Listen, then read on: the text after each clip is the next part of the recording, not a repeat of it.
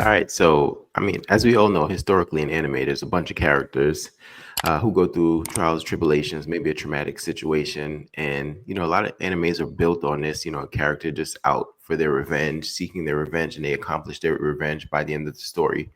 But what about the flip end of the spectrum? The characters who never get to, get that revenge. They never accomplish their revenge, and we watch their journey, but they just fall short of gaining revenge. So today I want to talk about the most memorable moments in anime history of like a character. Not it doesn't even have to be most memorable, but what do you think is the most significant moment in anime of a character not being able to successfully attain that revenge against a foe, a rival, or any of the sort? So Mo, let me know if you want to start first. No, I'll let Daquan and Smoke start. Well, Smoke said you want to go second, so Yeah, I want it's up to to say. it. I'm gonna let Daquan. What do you? Because I know Daquan got someone similar to mine, so I'm gonna play off y'all. Damn, I didn't want to go first because I'm still Okay. stuck. I mean, But I mean, I know if none of y'all want to go first, I can go first. I mean, It I'll doesn't go. really- I just don't want to. Yeah, go on first, bro. Go ahead, yeah. Okay. So several things come to mind, right? There's a lot of people that come to mind. A conventional one that comes to mind, which is probably going to be a popular consensus, is Gojo, but it's not my answer. Then I had like maybe a far-fetched one, but I didn't finish this story, so I don't want to use this one. So I thought about Yoshimura from Tokyo Ghoul, who was just leading Anteku, just kind of minding his business, and then you got that Anteku raid, and it ends up. Well, it doesn't end up too good for him, but I think the correct answer is actually L from Death Note. I think he was involved in a very high stake game of chess versus a worthy competitor. And even though all the odds were stacked up against him, I still think he was on track to be victorious in this mental warfare that they were locked in. So for him and Light to never really get to end their duel at the based on I'm victorious based on the information that I've collected, or you're victorious based on the constant loops and holes that you throw me to. I feel like for a third party to kind of be the one to take L out, and then for him not to really be the one to take Light down at the end, I feel like he's just void of ever getting that revenge that he deserves. You know what I mean? So for like Nair and Mello, do you know what I'm saying? Like, I feel like the story is just telling us like this was L's for the taking. So now we're gonna give you copycats in the form of two, right? Like this half of L, that half of L. So I feel like L is the right answer because I feel like we never really get to see what the culmination of his battle fairly with Light was going to be, and he never gets that revenge because he dies. That's true. I agree with that one. No, I like that one. I didn't even see that one coming. Not even gonna lie. Yeah, I didn't see that one coming either. I'm not gonna lie. All right. I actually want to wait. Whoever want to go next, I'll go next. I'm gonna just go with what I was originally thinking. My first option, which was Law from One Piece. He really didn't get his revenge against Doflamingo, of course. Doflamingo killed Corazon, right? Obviously. And not only that, he took Law's arm as well. So that was a situation where, Luffy comes in and defeats Doflamingo, not necessarily on his behalf, but I felt as though just the emotional impact of, losing someone that you've cared for, right? Which was even Doflamingo is just savage, right? Someone that's related to me, he just don't care. But, he's one of the most vile villains in One Piece, and you experience that traumatic event. And then for him to also, take your arm and then you just see another pirate come in and defeat him. It's kind of like, man, it's a bittersweet feeling, So I think Law is definitely up there, at least for me, from that standpoint, from a traumatic experience when you're younger, you got to shoulder that, and then not only that, he takes a body part from you, So I think Law for me is definitely a character that was warranted that revenge. He didn't get it. I thought you was gonna go the other way. route. Yeah, No, not the obvious one. Yeah, I don't want to go ahead, Quan. Go ahead, Quan. I'll go last. I want to go last. For me, I'm gonna pick Guts from Berserk. I just think what Griffith did from beginning to it's not even the end yet. So I don't know if he does get his revenge, but so far he didn't. And what Griffith did, just manipulating him the entire time, like bringing him into the band of the Hawk, and then using his position to like manipulate and control Guts, and then sacrificing the whole band just to gain power. And then what he did to the love interest, oh my god, bro. And then he cursed him, and it's like Guts' life like has been nothing but tragedy the entire time. And it's like he just hasn't gotten his revenge at all. And I don't know if anybody saw that, but yo, Yeah. that was probably the most gruesome graphic Yeah, it is. I've ever seen, bro. Yeah, it is. I'm not gonna lie. It's bad. It's Bad. And I'm like, for you to still not get your revenge after that, I don't know. I don't even know how long it's been. But I'm like, yo, bro, this is crazy. Yeah, that's this bad works. All right. So we got Smoke.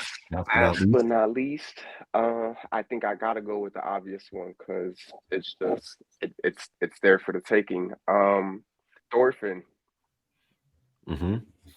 I gotta go with him. I was gonna go with Scar from FMAB, but we kind of had a little discussion beforehand, so he's gonna be honorable mention for now. But I gotta go Thorfinn, man. He was literally Mr. working to get it back in blood, like from the child. Since he seen Thor get smoked on the boat, Askeladd took him under his wing and was like, the day you want your revenge, you're gonna have to get strong enough to kill me. And you know what? I'll help you get there.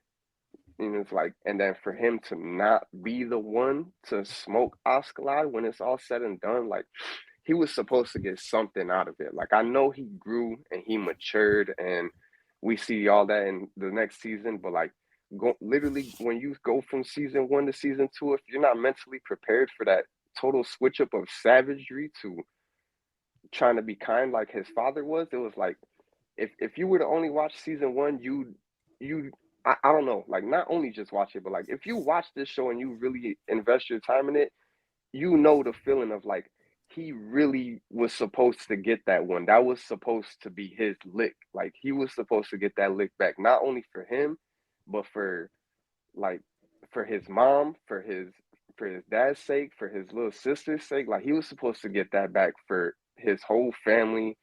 Like that was one of them ones. And if not that, he was supposed, I feel like personally, I don't know if all of you feel like this, but he was supposed to get something. So if he didn't get Askeladd, he should have got the prince, because that's who smoked him. Like somebody needed to go for that. Because I don't know, being a 5-year-old, 6-year-old, however it was, and you watch your pops die and you not get the lick back and you just kind of come to an acceptance with it, it's like it kind of leaves a distasteful, feeling for me, because it's like I wanted that for him. Like I think I wanted that for him more than he wanted it himself. So, if you're done, I got a question, Smoke. Go ahead. Yeah. So your last statement there, like you wanted it for him more than he wanted it for himself, right? So, like I thought about picking Thorfinn as well, but I had to ask myself that question: how bad did he really want it? Like on the outside, it seemed that way, but internally, how bad do you think Thorfinn really wanted that, bro? If somebody comes right now and violates you, bro, you're not gonna be rolling with their crew, even if it's to get the fade all the time. You're not gonna be rolling with their crew, completing objectives for them, riding out for them just to get straight, bro. My whole everything is gonna be this. I'm not doing anything for you. I'm only here. You know what I mean? So it's like, he had like Stockholm syndrome, right? Where he's just like attached to the person who's caused them this trauma and pain. But I question how bad Thorfinn really, really wanted that internally. I think he showed that he wanted it outwards, but I think internally, I don't know how bad he wanted that revenge, bro. I see what you're saying, but I think he really wanted it, gang. I think he did. And I think it was the fact that like the fact he didn't go after the prince, it was just like a defeating feeling for him, which is why I think he had that change of heart he did. It was because it's like, okay, my whole purpose of my living for the last like 13 years is gone out the window now. So it's like I don't know. I think he really wanted it, but the fact that he didn't get it is what made him get his change of heart. But I personally still feel like he needed to get something out of it. Yeah, But that's not what the writer did. It's not. I'm not the writer of the anime, so I can't really justify that completely. But I think Thorfinn really wanted it because the way he was fighting Askeladd when they were fighting, like he was really trying. It's just it was he tears. Like just wasn't there. Askeladd was here and Thorfinn was still down here. It was like it was the experience and the age and all. Like Askeladd's just been through trials and trials and trials and trials and trials, and Thorfinn's been through what, a handful of them compared to what Askeladd's been through. So it's like it was just a different caliber of fighters fighting each other. It's like he was as much as I wanted him to get it, and maybe him himself too. I don't think he was gonna ever get that lick back. Like maybe not until where we see him in season 2 with like how big he is now. But like as a teen, I don't think he was getting that lick back. Nah, he But wasn't. does his size really matter when we see him go against Thorkel? So is size really a factor here?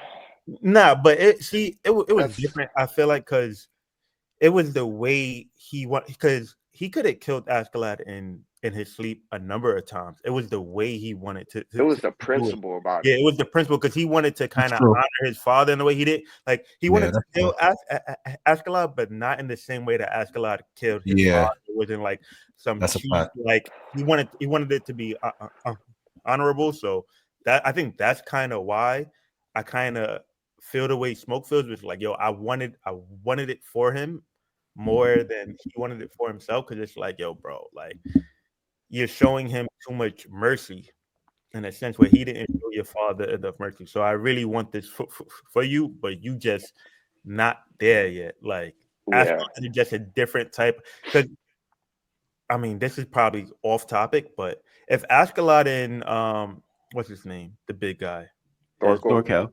yeah, if them two was the fight, who do you think would win that fight? Like all out be out. Yeah. Askeladd. I kind of think Thorkel, bro. I mean, unless Askeladd has like maybe some underhanded tactics that he could pull or some I additional think he time. But does. if they're just Yeah, if they're just in the same vicinity and it just pops off, I think Thorkel's gonna win, bro. I don't know. That's what I'm saying. It's tough. It's tough, right? Because he's just so physically imposing. Askeladd is super smart, right? But I just don't know if I don't know if the wits can get past the physical disadvantages. The brute strength. But it's not just the wit. Like he's a great swordsman. Like he's a great swordsman, and he's not your traditional swordsman where he gets honorable. He uses other tactics. Yeah, he's gonna sweep your leg. He's gonna. But why it's unique is even though Thorkel's a brute, he's not just like one of those completely mindless brutes who can not think as well. You know what I'm saying? So I think that's what makes it a unique. It makes it a unique battle, right? He's not an Uvogin. Yeah, exactly. He's not an Uvogin, right? So even though like Askeladd's super smart, it's not just his wits, and Thorkel is super strong, but it's not just his strength. You know what I'm saying? Right. I get what you're saying. Back to the Thorfinn thing. I think as talented as he was, and as skilled as he was, and as quickly as we seen him develop as a warrior, I do think it was the internal conflict why he was never really able to get over that hump. You know, like Askeladd told him that he's fighting like blinded with rage, right? I think internally, bro, he had some weird kind of love for Askeladd, bro, and that never helped him get to the point he needed to get to kill him, bro. No, like, I think it was a difficult internal conflict there. I would say this, like, I do think what Rue's saying is partly true, but I don't think it was true at the time. I don't think Thorfinn was aware of it. I don't think. It was like, you know what I mean? But that's not to say that it's not impacting him some way. But I do think his intent was to kill, and if given the opportunity, he would have killed. He would have killed him. I think so. So I agree.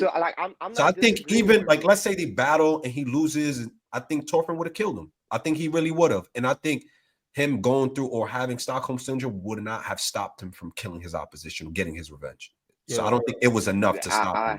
I do agree. I do agree. Yeah, Yeah, I it agree just too, man. wasn't I like Wilson don't would have killed disagree him with at the what Rue's end saying. after his like arm healed. He would have killed him. yeah, he I would think he his would mind wanted to, absolutely but I killed don't him. think his heart wanted to. Nah, I think he would have Nah, killed him. I think he would have killed him. No hesitation. He would have Have killed no him. hesitation, No absolutely not. hesitation, bro. Because the thing is too, like as the story, he realizes like, damn, like he forgave him. Yeah, like at the end of the day, like just like what I think what Daquan said is absolutely true. I think Thorfinn had a set of principles that he wanted to abide by, so he tried to follow the path of his father in order to achieve this revenge, and that required him to kind of, all right, you know what? If I have to go out and hunt in order to get a one-on-one match with you, that's what I would do. I'm not going to break this code and be like you in the process, which 'Cause, can like- kind of be confused as, oh, he's just developing feelings in the process. No, I just think he just had a set of principles that he was just going to abide by.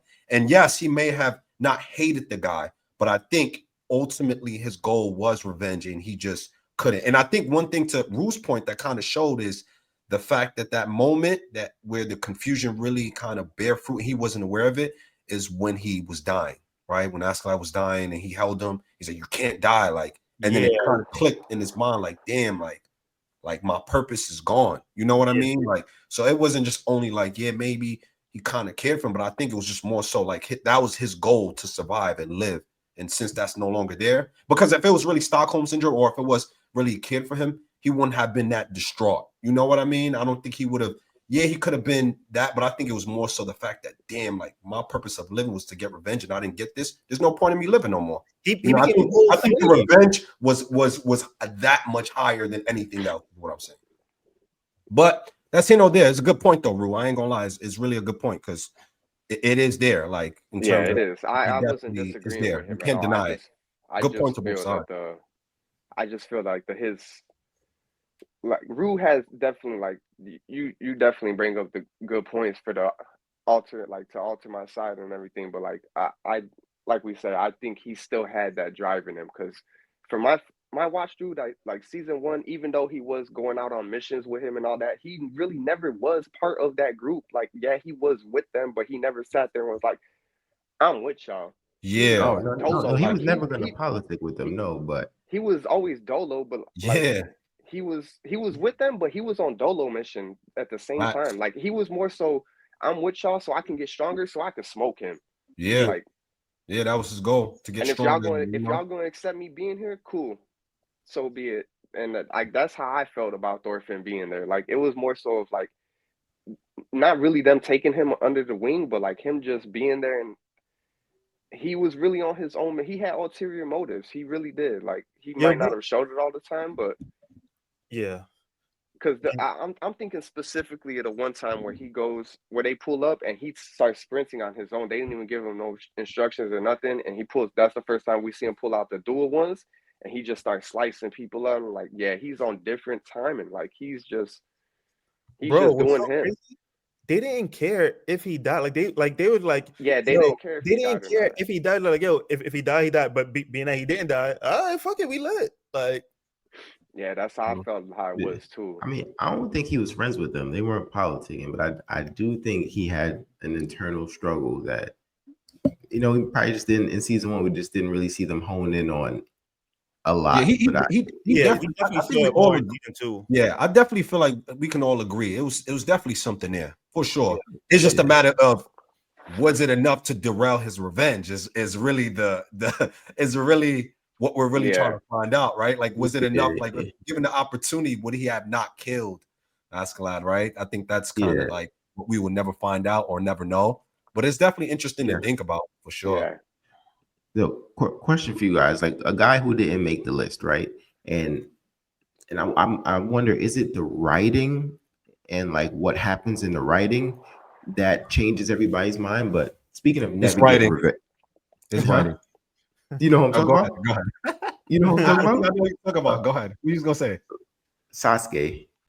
Yeah, I knew he was gonna say Sasuke. Because but here's the thing, right? He never technically gets his revenge on Itachi, right? But then the writing changes our outlook on Itachi. But at the time of Itachi's death, I guess unless Sasuke just thought he won that fight, but that didn't look like a fight that Sasuke won to me. Like But so is it the writing that changed his perspective? I feel like he never really, at the time of Itachi's death, he didn't know that he was a double agent, right? So I feel like, do you think I Sasuke felt don't, like not right then, no. I don't think it happened until he went and got Orochimaru and pulled out the Hokages.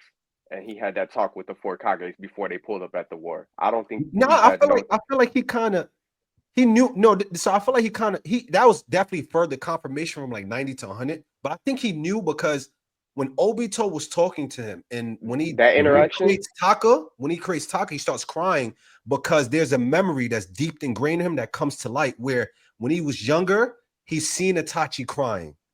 Like when he activated his Sharingan for the first time, not when they fought Haku, and he chases after Itachi in revenge as a young kid. Yeah. And he throws the kunai, and then Itachi looks at him, starts crying, and that's when he realized what Obito was saying is true. Like, oh, my brother he really did care for me. You know, I just think the Hokage is definitely like kind of really Was the confirmed it, confirmation? but I think it was by then. I think he knew like Itachi was. so You know what I mean? Like, I got a so different my viewpoint on question though is, so since Itachi ends up being like double agent, kind of like a good guy, does that like do away with the fact that Sasuke needed revenge or like was seeking it So- and never really attained this? You know what I'm I saying? feel like, Because like he none of got us his, picked. I feel like he got his revenge. Because I'm not gonna lie, when you think about it, even if you're my brother, even if you was a double agent, bro, you still off the whole clan, bro. Like, bro, like what? And mom and pop. Like, and you made me watch it for like 3 bro, days like straight. nah, like bring it. I understand you a double agent and you did it for the village, but nah, I'm smoking you. Nah, I don't care. But that's what I'm saying. He never that's smokes Itachi. But No, yeah, he he's did- saying like the fact that Itachi dies, like did he actually get revenge or was he Yeah, like- okay with the death? No, that's what I'm saying. But it was definitely to your point, Rule. I think it was definitely the writing because I'm like anybody with common sense would be like, "All right, bro, you was a double agent. You didn't want to do it, but you did it anyway. Like, nah, you gotta die, bro. Like, I gotta smoke you. Like, Now let's say like to Rue's point, let's say the story ended right there where Itachi died, Sasuke. We never know Itachi's a double agent.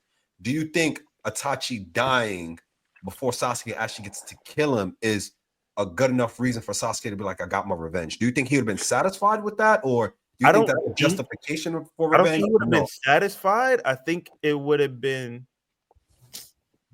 Because I think he was okay with it. It would have been like 50-50. Like, okay, you're dead, but I didn't really kill you. I mean, Okay, because he says when he gets to the Obito hideout, he kind of was like, Itachi's dead. I did my job. Basically, like, yo, yeah, that's what I'm saying. good. It's like, yeah, it's like you know what I mean? I got he's dead. Like my mission is complete. I get it.